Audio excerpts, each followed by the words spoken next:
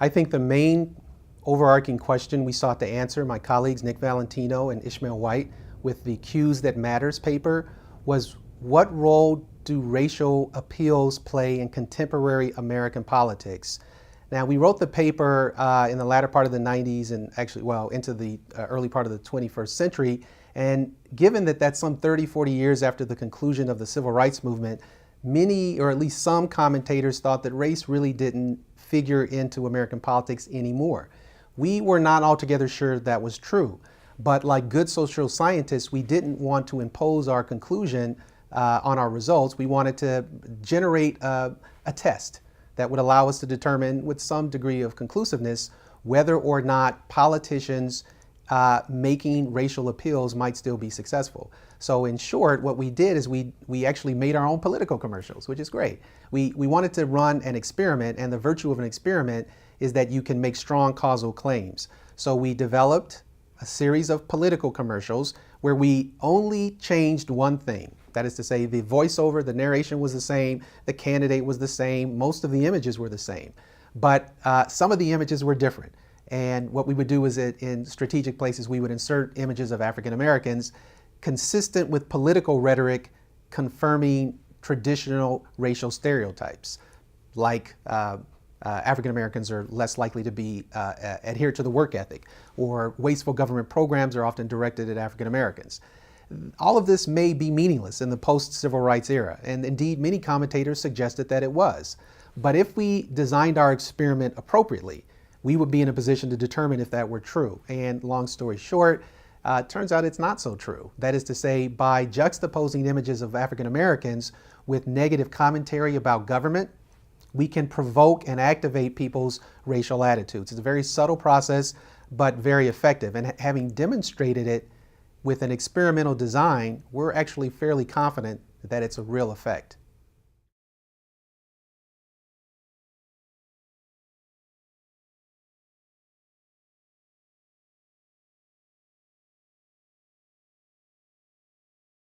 One of the criticisms of our article, Cues That Matters, was that it kind of handcuffs politicians. I mean, it should be the case that issues of crime or welfare or charging government with fraud or waste, those are appropriate things for a politician to raise, and that's true. And the prospect that that might somehow activate people's racial attitudes would be unfortunate, but it would be very kind of really unfortunate if it turned out that politicians weren't given kind of credence to make those kinds of claims to the extent they thought they were there.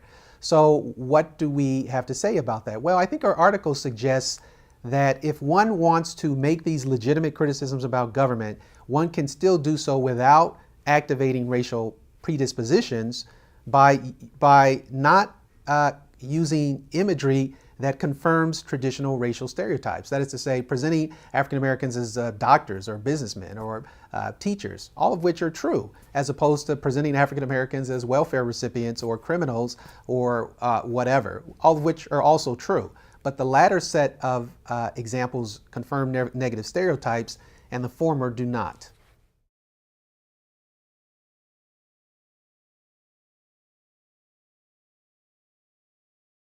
Well, the Cues That Matters project was really kind of great. I enjoyed working with my colleagues, Nick Valentino and Ishmael White. We went in with some strong expectations and claims, and we were able to confirm many of them. For example, we did demonstrate that when candidates make these subtle efforts to try to activate your racial predispositions, it can be effective if you can juxtapose imagery with seemingly non-racial, yet racially coded language. And so that was what we expected to find. What I was a little surprised to find, and actually a little discouraged to find, was that this racially coded language, which makes no reference, no racial nouns, no reference to minorities or anything like that, this racially coded language can still activate racial attitudes absent any racial imagery. And that was a little surprising. So very briefly, what we found is that when politicians talk about wasteful government or talk about people on the dole or talk about government, dropping its responsibilities or things of that sort, that's sufficient in some cases to prime racial attitudes, even though the imagery that we're showing is wholly removed from issues of race.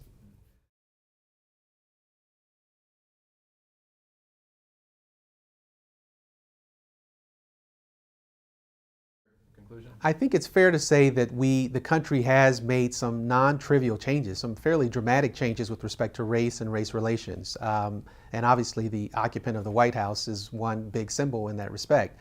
But I think it's easy to overinterpret that. Certainly the work that I've done on Cues That Matters and in other projects suggests that in addition to becoming more racially tolerant, many Americans still adhere to these racially negative stereotypes about African Americans and other racial minorities. They coexist in the same head in some cases. And so a strategically designed appeal can exploit that. So that's one thing that I think our work demonstrates. It's also worth noting that there remain vast racial disparities with respect to wealth, with respect to health outcomes, with respect to income, employment, et cetera.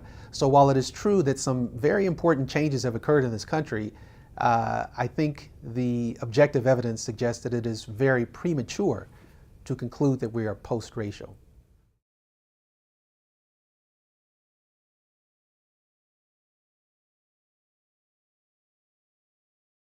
So there's a lot of components to this literature on racial priming. One of them is that kind of a standard message in this literature is that in the post-civil rights era, political candidates have to be subtle and implicit, whereas in the 60s, George Wallace could say, you know, segregation today, segregation tomorrow, segregation forever, and he could get reelected governor of Alabama. This sort of thing in the post-civil rights era really can't happen anymore. That's kind of the conventional wisdom. And some of our work is consistent with that conventional wisdom, suggesting that more egregious references to race, more obvious and overt references to race can be counterproductive. And there is some support for that. But I actually think that's a little too narrow. It depends on the way in which race is being discussed. Race can be discussed in terms of adherence to negative racial stereotypes, and I've talked about that already. But it also has an interest group component, that is to say, various interest groups vying for resources. And the discussion in that latter sense can be perfectly explicit and will not generate a backlash. What am I talking about? A politician can run for office and say, I oppose racial quotas. I think they're a terrible idea. And there will be no backlash. Indeed, most whites will embrace that position. But a candidate cannot run and say, I think welfare is a terrible policy because there are too many blacks on welfare. That is a loser. That will not run, not because people are being PC, but because people genuinely think that that is inappropriate. But that first example I gave, it's a contested issue. Affirmative action is a contested issue. Being racially intolerant is not a contested issue. That there's a norm in society now which says you shouldn't do that and expect to run for major office.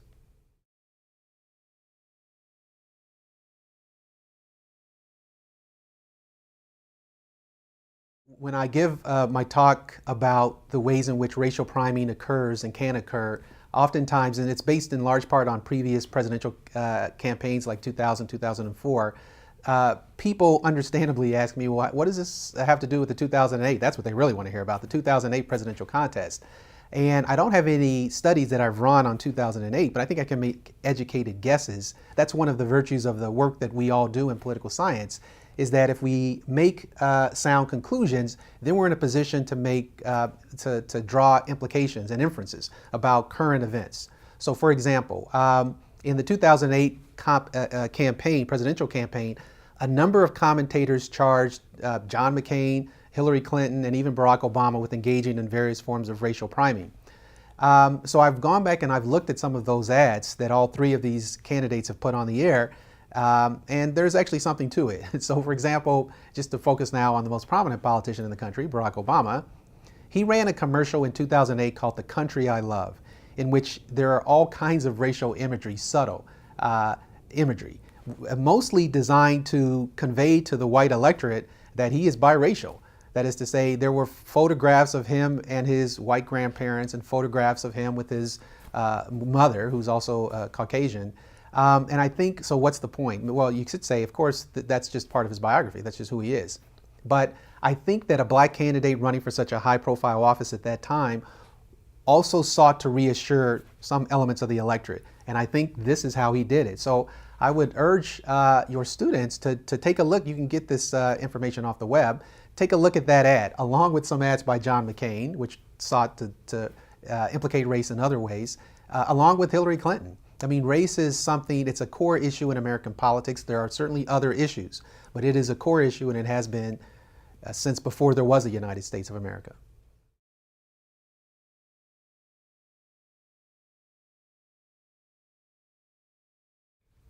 Well, I remain interested as I basically began my interest in the 80s surrounding political campaigns. I remain interested in issues of race and politics.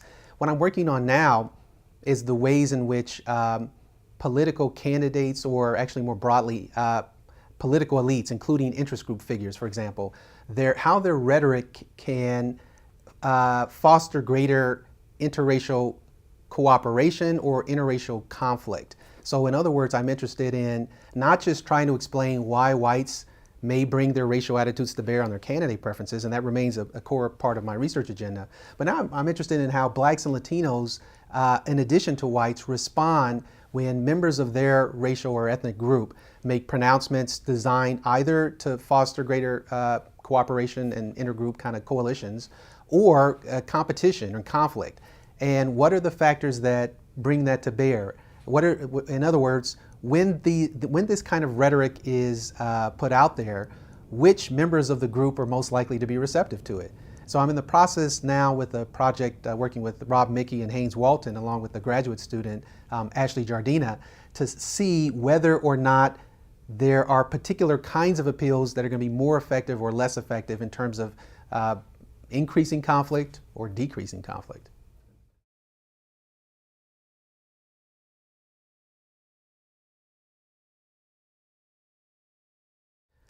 Every semester when I'm speaking with my undergraduates for the first time, it's a chore to try to convince them that political science isn't just about politics, it's also about science.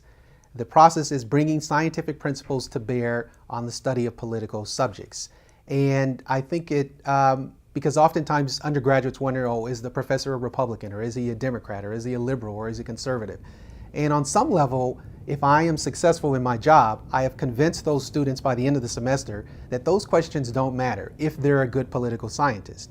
That is to say, whatever their politics suggest they should be studying, a competent political scientist will study it in a objective way. What does that mean? Well, we apply scientific principles. Well, what does that mean? It means that we generate falsifiable hypotheses. We gather data and we test whether or not we've uncovered a finding or not. And I think that is something that is really a revelation to undergraduates and graduate students in some respects. That is to say that our job is not simply to spout our political opinions. Our job is to test theories by gathering data and examining whether the hypothesis is confirmed or not.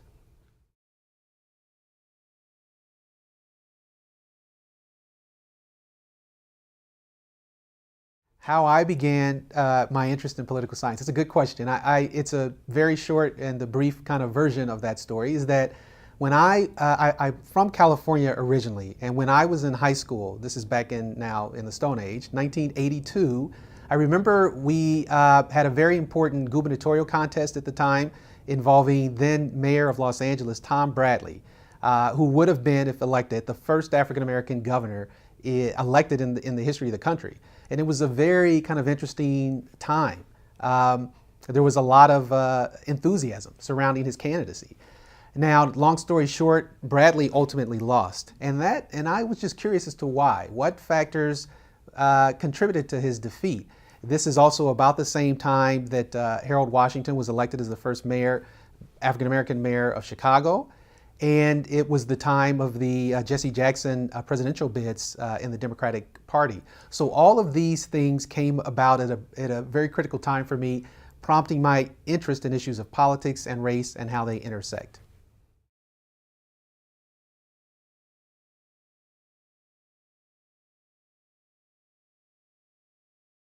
I think that obviously a lot of political science, freshman and intro political science courses aren't going to go on to take a great deal more courses in that field, but I still think it might be useful for them to get an introduction to this material because they're going to be functioning citizens in our democracy. They are going to be reading the newspapers online, perhaps, watching television regarding politics, and taking a course in political science allows them to have a better sense about why the world works the way that it does, both domestically and internationally.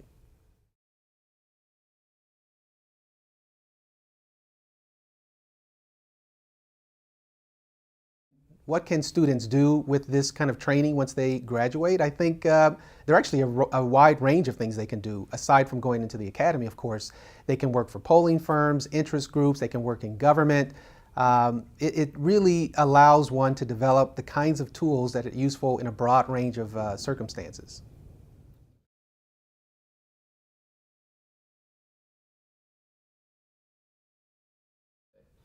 Why is political science relevant for politics today? Well, the kinds of things I study mostly focus on domestic politics, but let me just briefly say in terms of the international context, I mean, the United States is involved in 2 wars overseas, and we also have a presence in a number of different countries across the globe. That's politics. And a number of things are being done in the name of the United States, which we may or may not approve of. I think it's important for students to have a sense about that. That's not an academic, ivory tower, isolated, abstract concept. We're talking about life and death here. And in the context of domestic politics, whether or not one candidate or one party gains power or another has huge implications for all of us. And so I think it's important not so much to make us better Democrats or better Republicans, but to make us better citizens so that we can understand what we're getting ourselves in for when one politician or one party is victorious rather than another.